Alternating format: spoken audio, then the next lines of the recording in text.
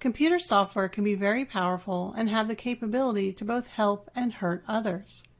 Before using your computer, you should understand that there are serious legal and ethical principles to be followed, just like in everyday life.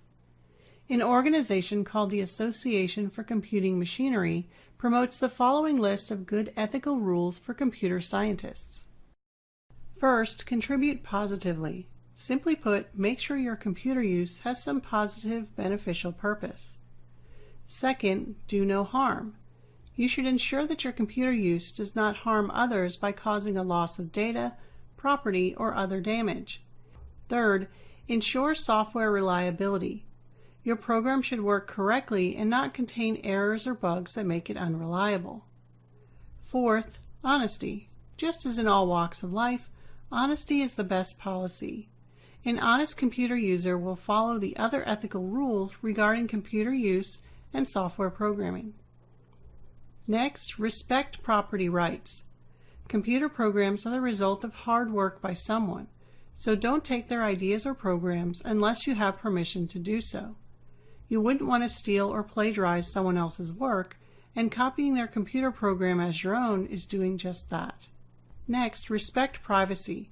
You should not use programs designed to gain private information from people, nor should you distribute private information about someone to the public. Finally, respect confidentiality.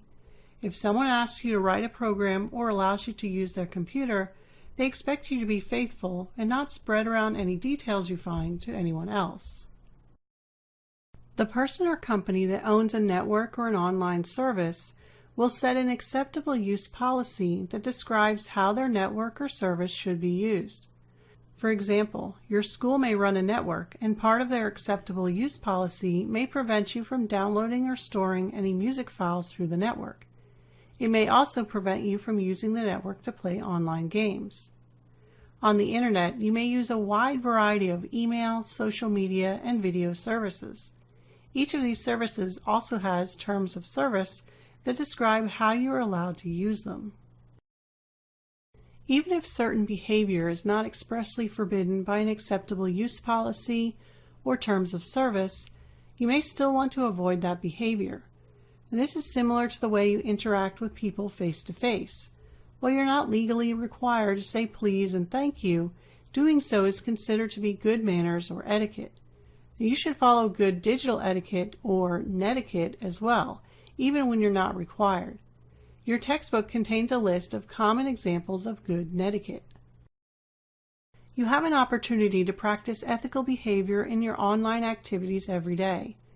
In fact, you're taking this course through an online system.